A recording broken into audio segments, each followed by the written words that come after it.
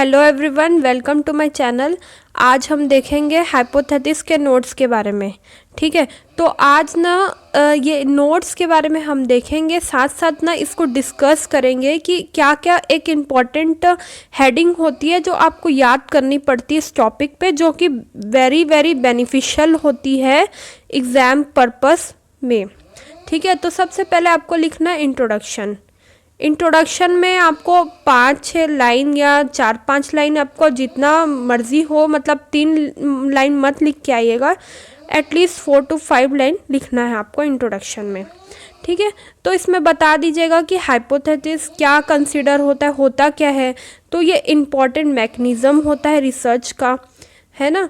और ये हाइपोथेसिस 2 शब्दों से मिलकर बना है। हाइपो मतलब टेंटेटिव या सब्जेक्ट, और थीसिस मतलब एक ऐसा स्टेटमेंट जो कि प्रॉब्लम का सॉल्यूशन को प्रोवाइड करता है ना। उसके बाद आता है मीनिंग। मीनिंग में हमको बता देना है 4 लाइन अच्छा खासा लिख के आ जाइएगा।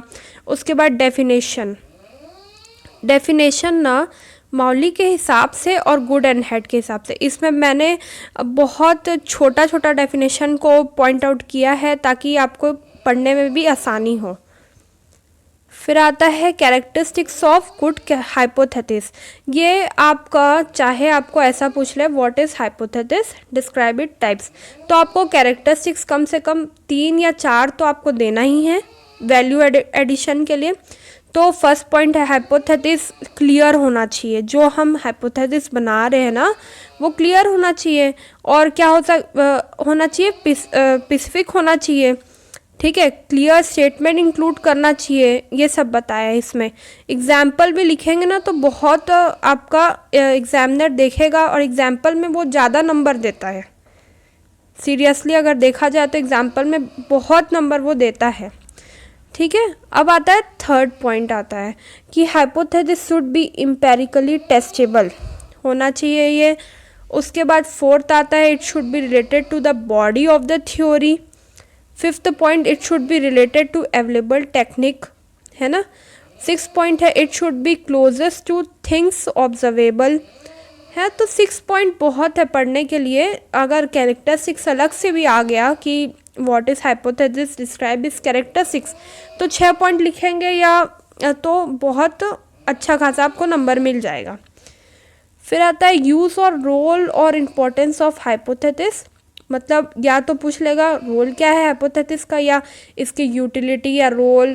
ठीक है, सबसे पहले आता है जैसे कि सिलेक्टिंग रिक्वायर्ड फैक्ट, दूसरा डायरेक्शन ऑफ द रिसर्च, तीसरा act as a guide, fourth development of research techniques, fifth selecting required data, sixth accuracy and precision, seventh link between theory and investigation.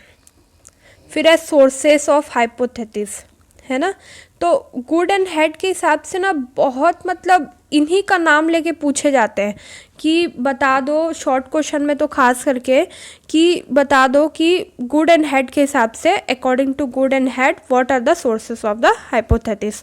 तो जैसे उन्होंने डिवाइड किया है general culture में, फिर scientific theories में, और एनालॉजिस में, पर्सनल एक्सपीरियंस ऑफ रिसर्चर में, फिर स्टेट ऑफ नॉलेज में, और कॉन्टिन्यूटी ऑफ रिसर्च में। ठीक है, अब आता है टाइप्स ऑफ हाइपोथेसिस। वही है कि गुड एंड हैड के हिसाब से क्या चीज़ उन्होंने कौन कौन से टाइप्स में हाइपोथेसिस को बताया है। तो फंक्शन के बेसिस पर दिया है इसको, ये 3 पॉइंट को जरूर लिखना ना। ठीक है, some hypothesis states the existence of empirical uniformities. Some hypothesis is concerned with complex ideal types. The general culture in which a science develops furnishes many of its basic hypotheses. फिर आता है first point, उसको आप ऐसे लिख लीजिएगा सजा सजा के। तो फर्स्ट पॉइंट आता है on the basis of function. तो फंक्शन में भाई 2 पॉइंट देना है, तो डिस्क्रिप्टिव हाइपोथेसिस और रिलेशनल हाइपोथेसिस। तो ये क्या होता है उसको 3-3, 4-4 लाइन में आप डिस्क्राइब कर दीजिएगा, इनफ है वो। सेकेंड पॉइंट है कि on the basis of formulation, null hypothesis जो बहुत इंपॉर्टेंट है, अल्टरनेट हाइपोथेसिस ये भी इंपॉर्टेंट है। तो ऐसा भी पूछा जा सकता है 2 नंबर, आप लोग के यूनिवर्सिटी में 2 नंबर के पेपर होते होंगे ना, जहाँ पर 2 नंबर के पेपर नहीं, 2 नंबर के क्वेश्चन आते होंगे वहाँ पर। तो वहाँ पर 2 नंबर के क्वेश्चन आते होंगे, तो ऐसा भी पूछता है कि what are the null hypothesis, है ना, व्हाट इज अल्टरनेट हाइपोथेसिस। ठीक है, तो इसको भी आप अच्छे से डिस्क्राइब करके पढ़ लीजिएगा, ये तो दोनों इम्पॉर्टेंट है ना। उसके बाद कंक्लूजन लिखना है। कंक्लूजन तो it can be understood that the hypothesis is an assumption that researcher make on the basis of limited evidence collected। जितने सबूतों कलेक्ट किया जाता है वही एक इसका टेंटेटिव स्टेटमेंट है, सॉल्यूशन है प्रॉब्लम का, वो एक assumption करा जा सकता है। ठीक है, और it is the starting point of the study that translate research questions into the prediction.